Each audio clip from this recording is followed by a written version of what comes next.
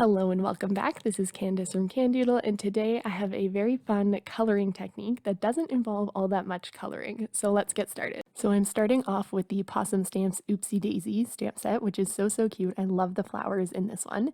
And I'm going to take my A2 size card panel and I'm just going to stamp these flowers to cover the entire panel. You definitely could free range stamp this, but I am not super comfortable with acrylic blocks, so I tend to use my Misty. And I'm going to show you a little technique that I like to use when I'm too lazy to clean my stamps in between using them multiple times.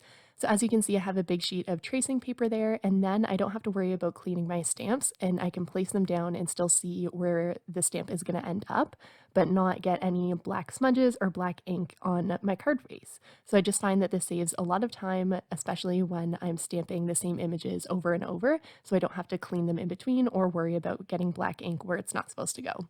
So there's no rhyme or reason to where I'm stamping these. I'm just trying to fill the space as best as I can. And as you can see, it does involve a bit of fiddling, but that's because I have a tendency to be a bit of a perfectionist with these sorts of things. But as long as the page is relatively covered, that's definitely what matters. And you could totally do this with any sort of stamp.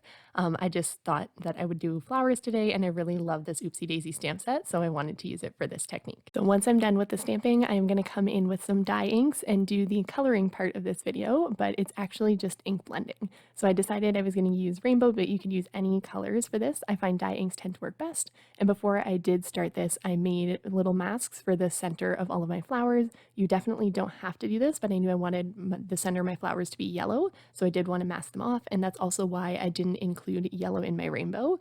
I didn't quite go in rainbow order. As you can see, I started with orange, and then I went to kind of red, pink, purple, and then blue and green. And the reason I did that was because I took the yellow out of the rainbow. I didn't want my orange to be directly next to my green because it would have created kind of a muddy color. So I just kind of split the rainbow differently so that they wouldn't overlap. And I think it turned out really pretty.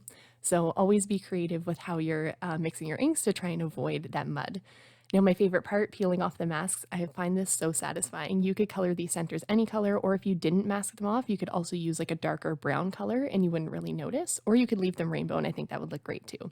But I knew I wanted yellow, so I am going to come in with some of my Copics. I have the colors on the side there, and basically for my first layer, I'm just coming in and putting some shading towards the bottom. But for my second layer, instead of just doing the same colors, I'm actually using some stippling, which is basically just making little dots with your colors in the areas that you want shading. So I'm going again from darkest back out to my lightest, and it just adds a little bit of texture, as you can see there. And you'll see I do it on two other flowers as well. I thought I would show one of each flower center and then do the rest off camera so I didn't bore you. But I think the stippling adds a really nice texture, especially to the center of the flowers, just to add a little bit more interest. Now for the main event of this technique, I am coming in with a black marker. You could use any sort of black marker. I just had my Copic marker the handiest, and I find that it puts down the most ink.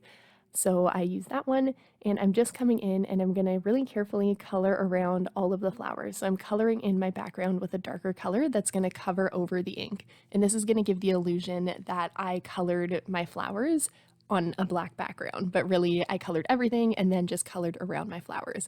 So I find that this gives a very magical look, and this is quite sped up. I won't lie to you. It took me about 15 minutes to color the background, but I was watching TV with my sister, so it was pretty fun, and I really like doing stuff like this and coloring just to take my mind off things. So I actually find it kind of meditative.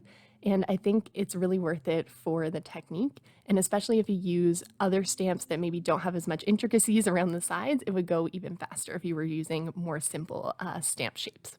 So once I was done with that, I wanted to come in and add some white highlights to really make this come alive. You could definitely leave these out if you don't want to. Now, I personally always struggle with knowing where to put the white highlights and kind of how to do them. You're not alone if you're feeling that way too.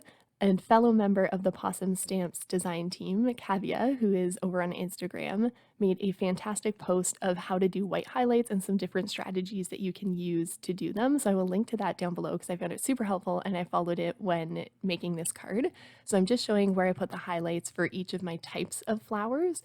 And then I'm going to do the rest off camera again so I don't bore you because it can take a little bit of time, especially because I overthink everything. But really, I'm just trying to add some depth and dimension with the highlights, and that's what counts. So once that was done, I am coming in with some double-sided adhesive and I'm going to stick that down to my card base.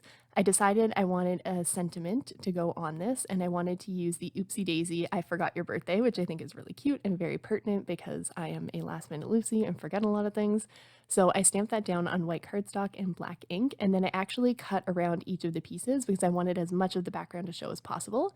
I used my T ruler to stick that down with some foam tape, and I also put foam tape behind the Oopsie Daisy, and I think it turned out super cute. So there we have the final card. You'll have to let me know if you like this technique down below in the comments. As always, I appreciate the time that you spend here with me. You can always find me on Instagram at Candoodle Creations, and I will see you in another video. Bye!